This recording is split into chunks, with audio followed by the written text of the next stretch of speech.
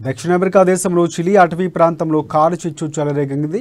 వేసవి వేడిగాలు కారణంగా దక్షిణ మధ్య చిలీ అటవీ ప్రాంతంలో చెలరేగిన మంటల్లో 13 మంది బూడిదయ్యారు. ఇక రాజధాని శాంటియాగోకు చెందిన దక్షిణంగా సుమారు 500 కిలోమీటర్ల దూరాన ఉన్న బయోలోని ఇక శాంటా జావానా పట్టణంలో పరిసర ప్రాంతాల్లో మంటలు అదుపు చేసే క్రమంలో ప్రమాదక సిబ్బందితో సహా 11 మంది చనిపోయినట్లు స్థానిక అధికారులు వెల్లడించారు. అరౌ కానీ దక్షిణ ప్రాంతంలో మంటలు అదుపు చేసే క్రమంలో ఎమర్జెన్సీ సర్వీసెస్ హెలికాప్టర్ కూలిపోయింది.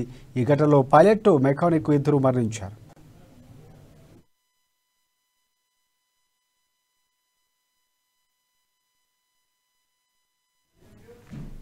అడవుల్లో కారు చిచ్చు కారణంగా 13 మంది మరణించినట్లు చిలీ ప్రభుత్వం ప్రకటించింది. ఇప్పటి వరకు 14,000 హెక్టార్ల విస్తీర్ణంలో అటవీ మంటలు వ్యాపించినట్లు పేర్కొన్నాయి. ఇక బయోబియో పొరుగున ఉన్న నబుల్ రాష్ట్రాల్లోని వ్యవసాయం, అటవీ ప్రాంతాలకు విపత్తు పొంచి ఉందని ప్రకటించిన ప్రభుత్వం సైనికులు అదనపు వనరులను మోహరిస్తోంది. వేసవి తీవ్రత ఎక్కువగా ఉండటం వల్ల దేశవ్యాప్తంగా అనేక ప్రాంతాల్లో మంటలు చెలరేగాయని, వందలాది గృహాలు దెబ్బతిన్నాయని చిలీ ప్రభుత్వం ప్రకటించింది. రాబోయే రోజుల్లో పరిస్థితులు మరింత ప్రమాదకరంగా మారే సూచనలు ఉన్నాయని అధికారులు ఆందోళన వ్యక్తం చేస్తున్నారు. కాగా దేశంలోని 151 ప్రాంతాల్లో మంటలు చెలరేగగా 65 చోట్ల అదుపులోకి వచ్చాయి. 39 ప్రాంతాల్లో భారీగా ఎగిసిపడుతున్న మంటలు అదుపు చేసేందుకు అగ్నిమాపక సిబ్బంది తీవ్రంగా కృషి చేస్తున్నారు.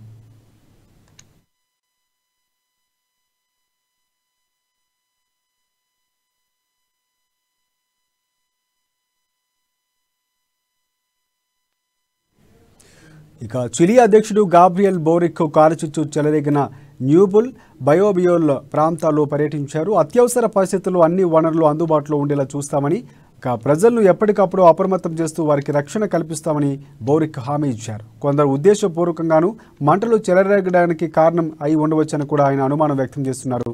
ఈ విషయంపై దృష్టి సారించేలా అధికారులను అప్రమత్తం చేసినట్లు తెలిపారు. ఆయన మంటలు అదుపు చేయడానికి బ్రెజిల్, అర్జెంటీనా సహకారంతో 63 అన్నారు. ముంపు పొంచి ఉన్న ప్రాంతాల ప్రజలు సురక్షిత ప్రాంతాలకు తరలిస్తుండగా ప్రభుత్వ పునరావాస కేంద్రాల్లో ఉండటానికి కొందరు నిరాకరిస్తున్నారు.